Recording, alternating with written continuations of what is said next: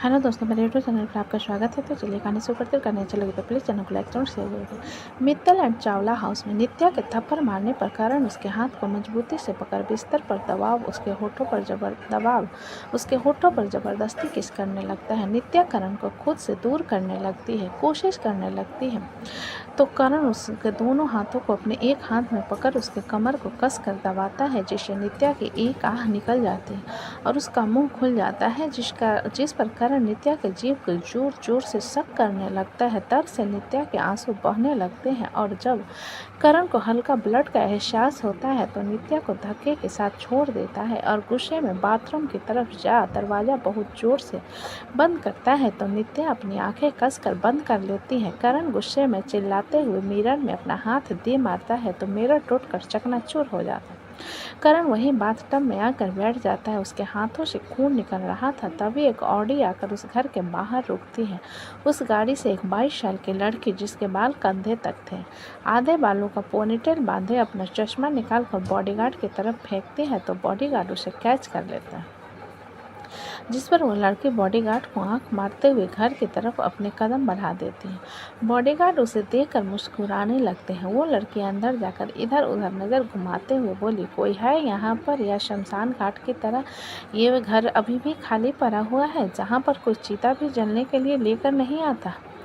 चीता जलने नहीं आता तो तुम क्यों जलने के लिए आई हुई हो? चित्रांग ने आते हुए कहा। चित्रांग की आवाज़ सुनकर वो लड़की पलटकर उसकी तरफ देखकर मुस्कुराते हुए बोली, तुम्हारा दोस्त कहाँ है?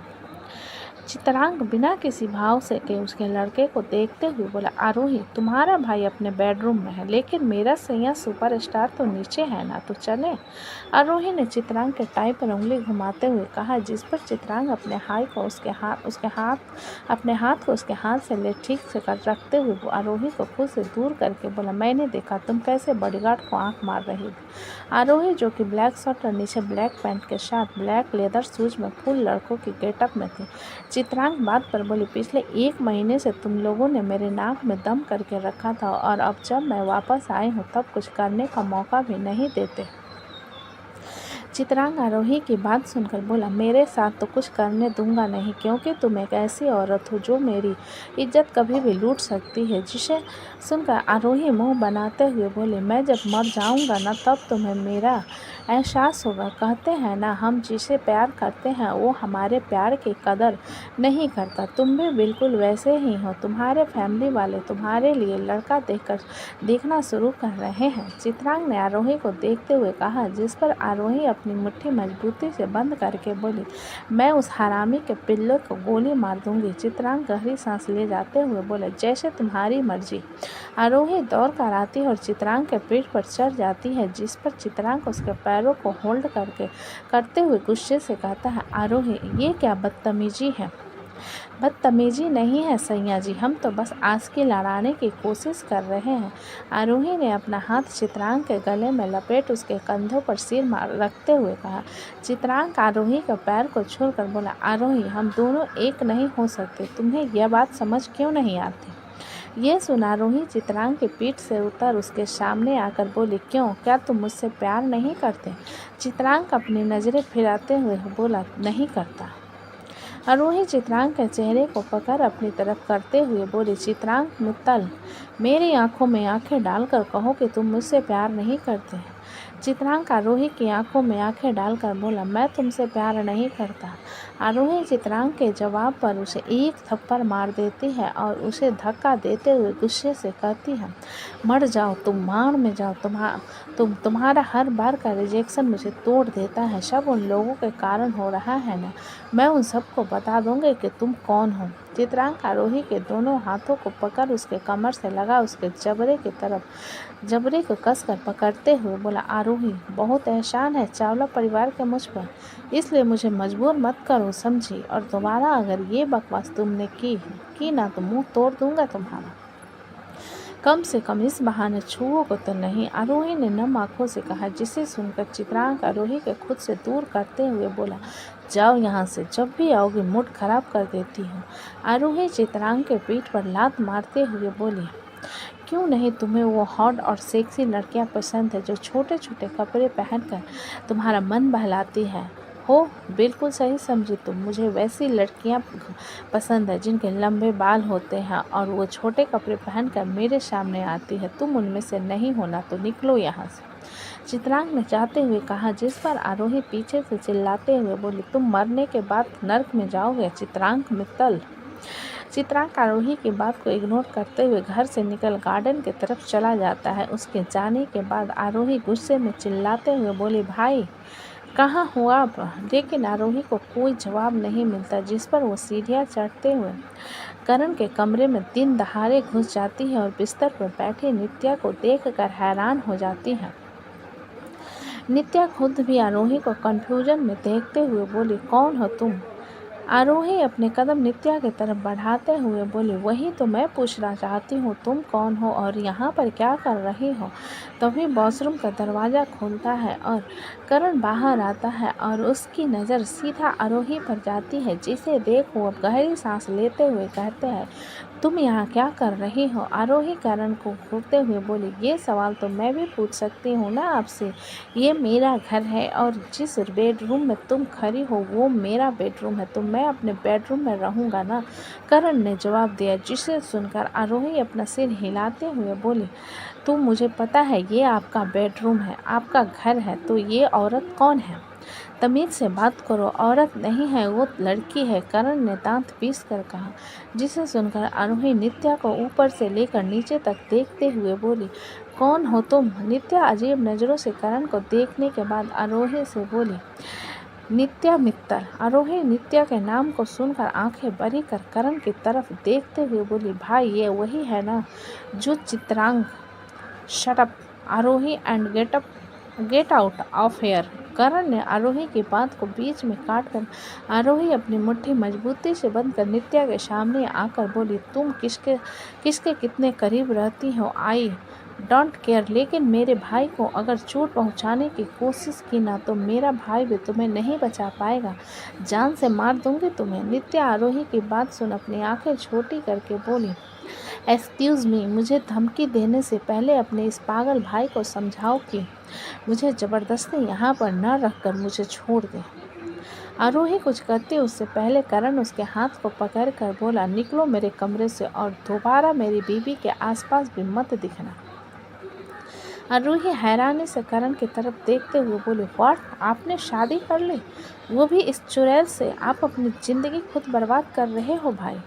आरोही की बात सुनकर नित्या का चेहरा गुस्से से कांप उठता है। वही कारण आरोही को कमरे से बाहर निकालते हुए कहता है, गेट आउट। आरोही कमरे के बाहर खड़ी हो करण को घूरते हुए बोली, हाँ जा रही हूँ, लेकिन मॉम डैड सबको बताऊंगी।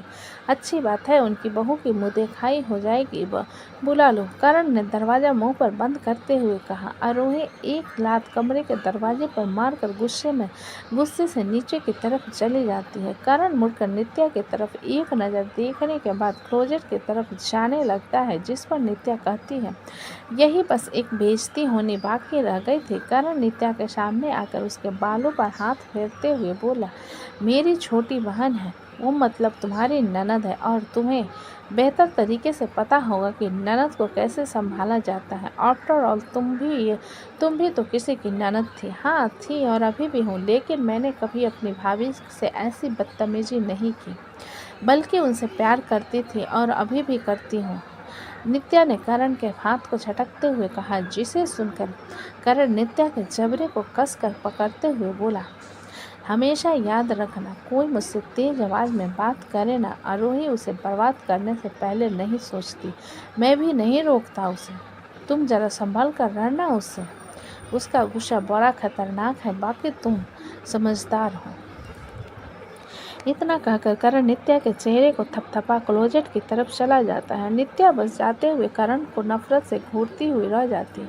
सुबह का वक्त सारंग विला में सभी लोग डाइनिंग टेबल पर बैठे हुए थे। तभी मृत्युंजय का फ़ोन बजने लगता है। मृत्युंजय देखता है उसे अधिराज जी कॉल कर रहे थे। मृत्युंजय उनके कॉल को देखकर एक गहरी सांस कॉल अटेंड करते हुए बोला, यस मिस्टर राजन, मृत्युंजय की बात सुन सब बड़े उसकी तरफ से देखने लगते हैं। विकल्प में मृत्युंजय की तरफ देखने लगता है, जिस पर विप्लव उसके प्लेट में सैंडविच रखते हुए कहता है, यार सैंडविच खाओ, उनकी बातें क्या सुन रहे हो। जिसे सुनकर अपना विकल्प सिर हिला अपना सैंडविच खाते हुए मृत्युंजय की तरफ देखने लगता है। वहीं मृत्युंजय कुछ देर अधिराज से बात कर विप्लव की तरफ देखते हुए बोला, वापी तुम हैदराबाद जाना चाहते थे ना। मिस्टर राजन सबको इनवाइट कर रहे हैं, उनके यहाँ कोई फंक्शन हो रहा है, क्या तुम जाओगे। मृत्युंजय की बात पर विप्लव खुश होते हुए बोला, क्या सच में भाई, फंक्शन कब हो रहा है, मैं ज़रूर जाऊंगा। मृत्युंजय अपना सिर हिलाकर बोला, तो ठीक है, मैं जेट रेडी करवा देता हूँ, दोपहर तक निकल जाओ। विप्लव एक्साइटमेंट में कुर्सी पर उछलते हुए बोला, हैदराबाद मैं आ रहा हूँ। अदिति विप्लव की एक्साइटमेंट पर जल्दी से बोली, मुझे भी जाना है वापी। तुम नहीं जा रही हो अदिति, शोभित ने बीच में कहा। जिसे सुनकर अदिति शोभित की तरफ देखते हुए बोली, लेकिन क्यों। शोभित अपना नाश्ता करते हुए बोला, क्योंकि तुम्हारी स्टडी और प्रैक्टिस दोनों डिस्टर्ब हो जाएगी। अदिति शोभित की बात सुनकर रचना की तरफ देखते हुए बोली, मॉम मुझे भी जाना है। शोभित अदिति की बात पर बोला, अगर मृत्युंजय बरो भी कहेंगे ना तो भी तुम्हें नहीं जाने दूंगा, इसलिए रोना बंद करो, तुम नहीं जाओगी। अदिति शोभित के सीधे ना को सुनकर उदास होते हुए चुपचाप अपना नाश्ता करने लगती है। विप्लव अदिति को उदासी देखकर शोभित की तरफ देखते हुए बोला, भाई आप कितने बड़े दुष्ट हो। रचना विप्लव की बात पर उसे घूरते हुए बोली, विप्लव तुम जा रहे हो ना, इतने में खुश क्यों नहीं होते, और ये क्या बदतमीजी हुई बड़े भाई से बात करने की। विप्लव रचना की सख्त आवाज़ पर मुंह बनाते हुए चुपचाप अपना नाश्ता करने लगता है। कुछ देर बाद सभी अपना नाश्ता कर अपने काम में लग जाते हैं और विप्लव पैकिंग के लिए चला जाता है, लेकिन उसने कॉल करके सब लोगों को कह दिया था और सुधांशु ध्रुवी भी जा रहे थे उसके साथ। मृत्युंजय के कमरे में विकल्प चुपचाप सोफे पर बैठा हुआ था और अमृत शोभित भी वहीं पर थे। मृत्युंजय विकल्प की तरफ एक फाइल बढ़ाते हुए बोला, एक मीटिंग भी है वहाँ पर, जिसे तुम अटेंड कर लेना और मुझे नहीं जाना भाई, विकल्प ने बीच में कहा। जिसे सुनकर मृत्युंजय विकल्प के कंधे पर हाथ रखते हुए बोला, विकी तुम इस खानदान के भी बेटे हो और उस खानदान में तुम्हारी जिम्मेदारियां हैं, तुमसे कुछ उम्मीदें हैं, तुम उन्हें मुझसे उम्मीद ही रखने के लिए कौन कह रहा है भाई, मुझे नहीं जाना है वहाँ, विकल्प ने नव आवाज में कहा। अमृत विकल्प की बात पर बोला, विकी तुम्हें यहाँ रहने के लिए कोई नहीं कह रहा है, वहाँ रहने के लिए कोई नहीं कह रहा है, सिर्फ एक हफ्ते की बात है, फिर यहाँ भी फंक्शन है, तुम्हें वापस आना ही होगा। शोभित अमृत का साथ देते हुए बोला, अगर वो लोग नहीं आने देंगे तो हम आ जाएंगे तुम्हें लेने के लिए, तुम उदास मत हो। विकल्प रोते हुए उन तीनों की तरफ देख कर बोला, इसलिए आप लोग मुझसे प्यार नहीं करते ना, इसलिए आप लोग वापी से ज़्यादा प्यार करते हो, क्योंकि आप लोगों को पता था मैं आपका भाई हूँ ही नहीं। मृत्युंजय विकल्प की बात पर अपने दांत पीसते हुए बोला, लड़की नहीं हो तुम जो रो रहे हो, और किसने कहा कि हम तुमसे प्यार नहीं करते। हाँ आप मुझसे प्यार नहीं करते, इसलिए तुम मुझे हैदराबाद भेज रहे हो। उन अनजान लोगों के बीच में विकल्प ने जिद करते हुए कहा। जिसे सुनकर अमृत उसके बगल में बैठते हुए बोला, मैं बस इतना कहना चाहता हूँ, तुम वहाँ घूमने जा रहे हो, बसने के लिए नहीं। तुम्हें वहाँ पर नया कल्चर, नए लोग और नए रिश्ते मिलेंगे, नए दोस्त मिलेंगे, जिनके साथ बस तुम्हें फ्रेंडली रहना है। विकल्प अमृत की चाल पर बोला, अगर मुझे पता नहीं होता कि वो लोग कौन है तो शायद मैं फ्रेंडली भी रह भी देता, लेकिन मैं नहीं रह पाऊँगा। वो जब भी मेरे सामने आते हैं मुझे अंदर से अकेलापन सा महसूस होता है, मैं अनकम्फर्टेबल हो जाता हूँ। शोभित विकल्प की बात सुनकर बोला, विकी पैनिक होना बंद करो और जाकर बैग पैक कर लो, तुम्हारे साथ वहाँ सब लोग रहेंगे। विकल्प शोभित की बात पर सब लोगों की तरफ देखते हुए बोला, मुझे अच्छे से समझ आ रहा है, चाहे मैं कितना भी रोने की कोशिश क्यों ना करूं, आप लोग मुझे भेजोगे ज़रूर। अमृत विकल्प के गाल को खींचते हुए बोला, मेरा प्यारा भाई जब तू वापस आएगा ना, हमारे घर में मृत्युंजय का बेटा आ चुका होगा, तू जा आराम से खेलने उसके साथ। अमृत के हाथ को अपने गाल से हटाते हुए बोला, वो तो मैं खेलूँगा, लेकिन खेलूँगा क्योंकि मैं चाची हूँ उसका। अगर वो लोग मुझे परेशान करेंगे तो मैं भाग कर आ जाऊँगा। सभी उसकी बात पर सिर हिला देते हैं तो विकल्प अपने कमरे की तरफ चला जाता है। विकल्प के जाने के बाद मृत्युंजय अमृत की तरफ देखते हुए बोला, बॉडीगार्ड को उन लोगों के पीछे भेज दो, मैं नहीं चाहता कि कोई भी दिक्कत हो। शोभित मृत्युंजय की बात सुनकर बोला, मिस्टर राजन एग्री करेंगे? अमृत शोभित के साथ देते हुए बोला, शोभित सही कह रहा है, मुझे नहीं लगता कि वो। ये कहते हुए अपना अमृत रुक जाता है क्योंकि महक अंदर आ रही थी। महक उन तीनों को देखकर रुकते हुए बोली, आप लोग कोई ज़रूरी बात कर रहे हो, मैं जाऊँ? मृत्युंजय अपना सिर नहीं में हिलाकर बोला, नहीं, हमारी बात हो चुकी है, तुम्हें जो काम था तुम करो। महक अपना सिर हिला अंदर आ जाती है और अमृत शोभित वहाँ से बाहर चले जाते हैं। उनके जाने के बाद मृत्युंजय महक की तरफ देखते हुए कहता है, हॉस्पिटल चले? अमृत की बात पर महक इसकी तरफ देखते हुए बोले, राजीव भैया के बेटे को देखने। जिसे सुनकर मृत्युंजय अपना सिर हिलाते हुए बोला, हाँ चले। महक अपना सिर हिलाकर बोली, ठीक है चलिए, चलते हैं। मृत्युंजय आगे बढ़कर महक के हाथ को पकड़ नीचे आता है और वो लोग अस्पताल के लिए निकल जाते हैं। कर्नाटक उज्ज्वल मैरिज बैकवेट में प्रकृति सिंपल सा टी शर्ट और लोअर पहन कमरे में बैठे हुए थे। तभी आलिया कमरे में आकर प्रकृति से बोली, सुन, तेरा दूल्हा तुझसे मिलना चाहता है, मुझे मिलने का मन नहीं है, बोल दे उसे।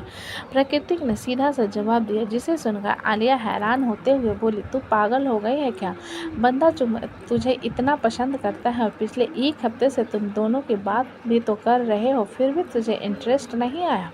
प्रकृति आलिया को घूरते हुए बोली, मुझे अभी शादी करनी ही नहीं है। तभी तो परी हुई है ना, तेरी शादी क्यों नहीं कर रहा है घर के लोग? मेरे पीछे क्यों पड़े हैं? क्योंकि लड़के ने तुझे पसंद किया है, इसलिए तेरी शादी हो रही है। मुझे करता तो मेरी शादी होती। अब भाव खाना बंद कर। आलिया ने प्रकृति की बात पर कहा, जिसे सुनकर प्रकृति तकिया उठाकर आलिया को फेंक कर मारते हुए बोले, तू दफा हो जाना यहाँ से। आलिया तकिया कैच करते हुए प्रकृति को देखकर बोली, प्रकृति, क्या तू किसी से प्यार करती है?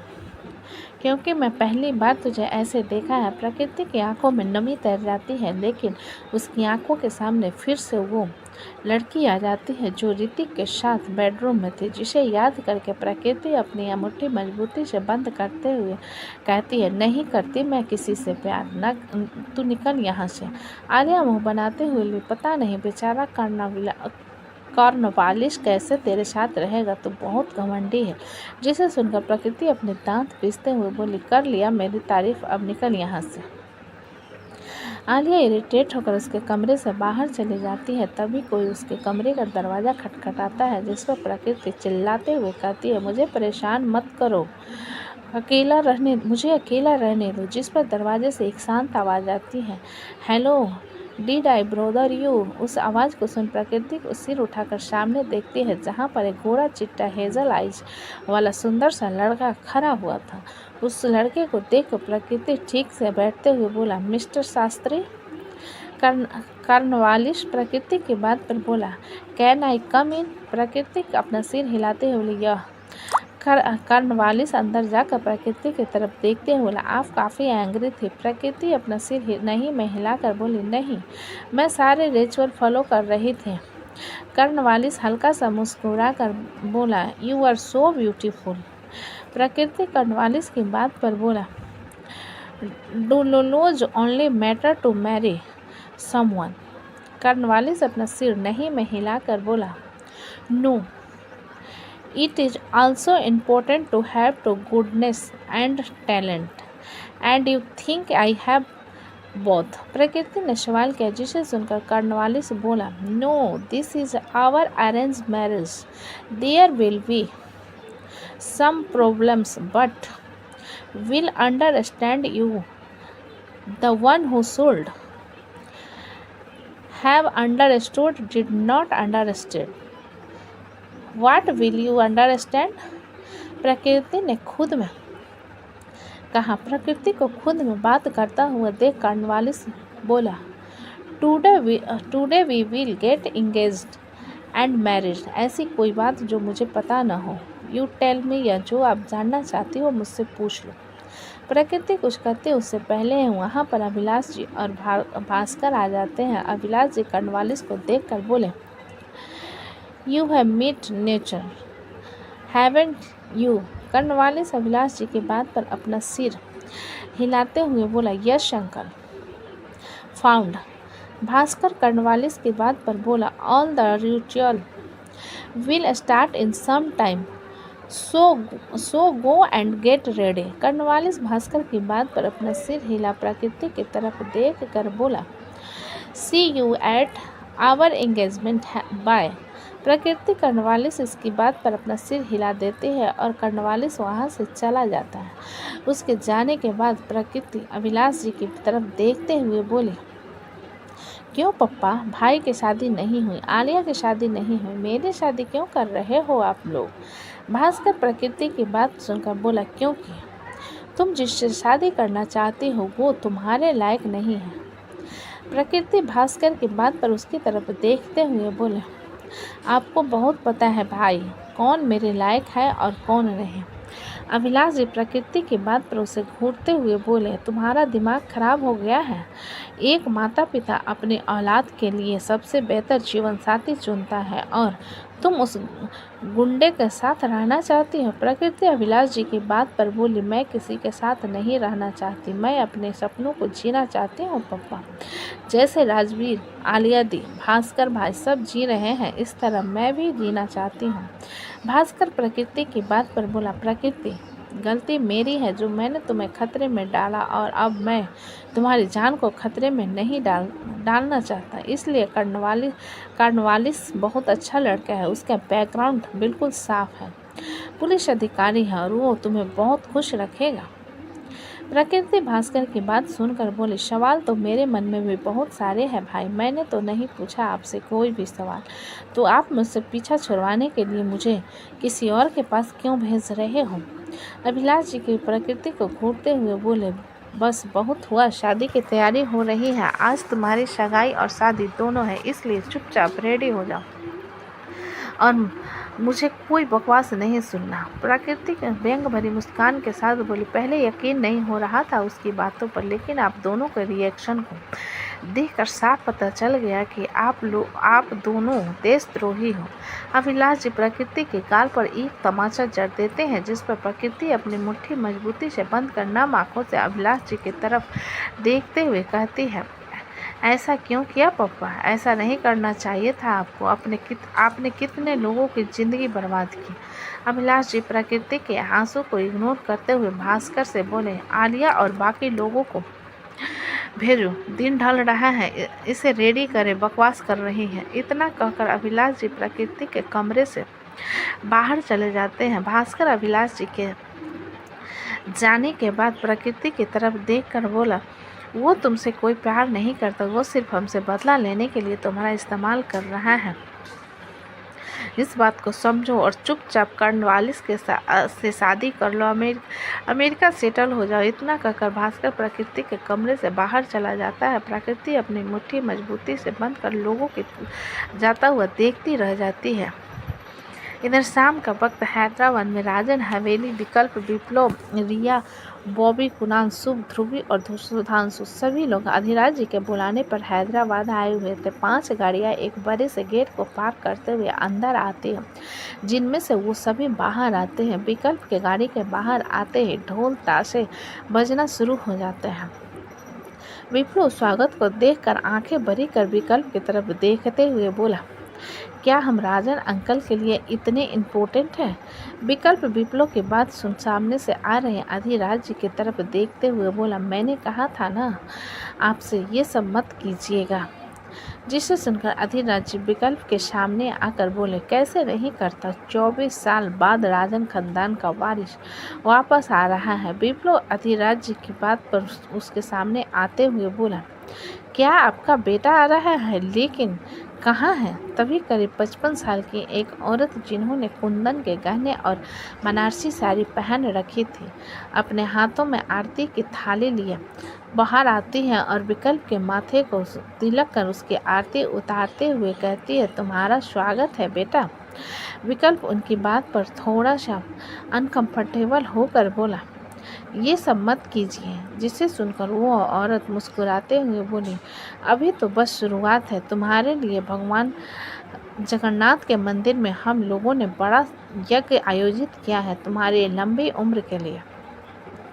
विकल्प उनकी बात सुन अधिराज की तरफ देखते हुए बोले, ये क्या कह रही हैं? अधिराज जी विकल्प की बात सुनकर बोले, तुम्हारी माँ पल्लवी अधिराज राजन। विकल्प पल्लवी जी के पाँव छूकर बोला, माफ़ कीजिए, मैं आपको पहचान नहीं पाया। उन लोगों की बातें वहाँ खड़े सब लोगों के सोच से परे थी।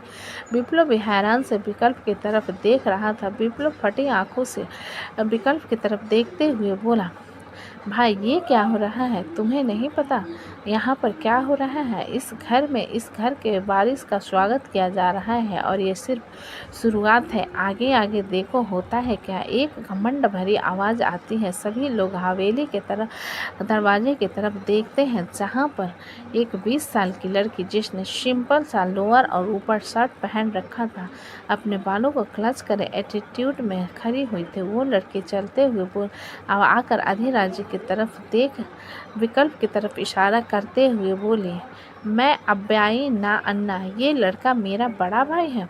उसे लड़की की लैंग्वेज को सुनकर विप्लव हैरानी से विप्लव की तरफ देखकर बोला, ब्रो यहाँ पर भी हम कैसे रहेंगे? जिसे सुन वो लड़की विप्लव से बोली, मुझे हिंदी अच्छे से आती है, तुझे फिक्र करने की ज़रूरत नहीं है। विप्लव उस लड़की की बात पर बोला, और मुझे तुमसे बात करने की ज़रूरत नहीं है, तो तुम्हें इस बात की फिक्र करने की ज़रूरत नहीं है कि मैं तुमसे क्या पूछूंगा। उन दोनों के झगड़ा को शुरू होने से पहले अधिराज जी उस लड़की से बोले, Geetanjali, don't tell them anything. Geetanjali, जो कि अधिराज जी के छोटे भाई के विश्वनाथ राजन की छोटी बेटी थी, मुंह बनाते हुए बोली, मुझे इस बच्चे से झगड़ा करने की ज़रूरत भी नहीं है बड़े पापा। वहीं बॉबी विप्लव की तरफ देखती है। विप्लव बॉबी की नज़र को खुद पर महसूस कर उसके हाथ को पकड़ते हुए कहता है, व्हाट? मुझे यहाँ पर कुछ अच्छा नहीं लग रहा है। ऐसा लग रहा है जैसे हम किसी भूतिया घर में आ गए हैं, बॉबी ने धीरे से कहा। जिसे सुनकर विप्लव धीरे से बॉबी के कान में बोला, तो आज रात को भुत्तू भुत्तू वाला रोमांस खेलेंगे। बॉबी के विप्लव के सीने पर हाथ रख उसको खुद से दूर करते हुए, चुप रहो। बॉबी की बात पर विप्लव हल्का सा उसके कमर पर चिमटी काटता है तो बॉबी उसे घूरने लगते हैं। वही गीतांजलि उन दोनों की हरकतें को लगातार घूरे जा रहे थे। तो दोस्तों, कहानी कैसी लगी मुझे कमेंट में लिखें। अच्छी लगे तो प्लीज़ चैनल को लाइक करें, सब्सक्राइब करें और ज़्यादा से ज़्यादा शेयर करें। कहानी को पूरा सुनने के लिए धन्यवाद।